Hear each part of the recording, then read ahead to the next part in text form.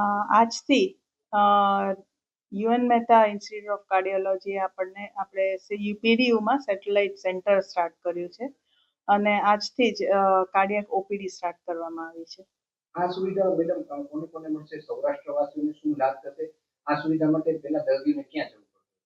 આ સુવિધા માટે પહેલા દર્દીઓને અમદાવાદ સુધી જવું પડતું હતું, કારણ કે સૌરાષ્ટ્રમાં આટલું મોટું સરસ યુએન મહેતા લેવલની કાર્ડિયોલોજીનું સેટઅપ નહોતું. જે પણ સેટઅપ છે એ પ્રાઇવેટના સેટઅપ્સ હતા. હવે સરકાર દ્વારા ઓર્ગેનાઇઝ કરેલું આ ફર્સ્ટ સેટઅપ છે અને ખૂબ જ સરસ રીતે ચાલશે. આખી સૌરાષ્ટ્રની જનતાને લાભ મળશે આનો. મેડમ આ જે સારવાર શરૂ કરવામાં આવી છે એ દર્દીઓને આમ મોંઘી પડતી છે. હવે આ સેન્ટર શરૂ થવાથી દર્દીઓને કેટલો ફાયદો થશે? દર્દીઓને આ સેન્ટર સ્ટાર્ટ થવાથી સૌથી પહેલું તો અમદાવાદ સુધી જવું નહીં પડે અને બીજી વસ્તુ ઘર આંગણે જ ફ્રીમાં ફેસિલિટીઝ મળી જશે. મારું નામ ડોક્ટર જસ્મીન પટેલ છે. હું Ahmedabad UN Mehta institute of cardiology research સેન્ટરમાં ઇન્ચાર્જ આરએમઓની પોસ્ટ ઉપર છું.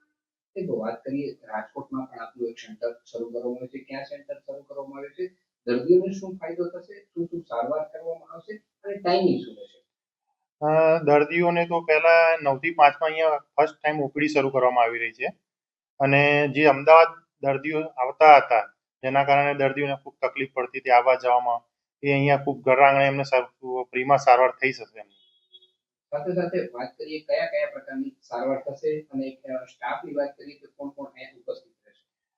સ્ટાફમાં સર કાર્ડિયોલોજી ડિપાર્ટમેન્ટમાંથી દરેક સ્ટાફ છે અમારો. કાર્ડિયોલોજીસ્ટ રહેશે, કાર્ડિયાક રેસિડેન્ટ ડોક્ટરો રહેશે, બીજા નર્સિંગ સ્ટાફ રહેશે, ડોક્ટર બીજા નર્સ મેડિકલ ઓફિસર્સ રહેશે, પેથોલોજીસ્ટ રહેશે. જે સ્ટેપ બાય સ્ટેપ આગળ વધતા અમે બધા રિક્રુટ કરતા જઈશું. સર, ખાસ કરીને સૌરાષ્ટ્રના દર્દીઓને શું ફાયદો થશે? સૌરાષ્ટ્રના દર્દીઓ હતા જેમને અમદાવાદ યુએન મહેતામાં હાર્ટના કોઈ ઇસ્યુ માટે પ્રોબ્લેમ માટે સારવાર કરવા માટે આવવું પડતું હતું, એમને અત્યારે ઘર આંગણે ખૂબ જ સારી સરકારશ્રીના મદદથી સારવાર મળી જશે હવે એમને.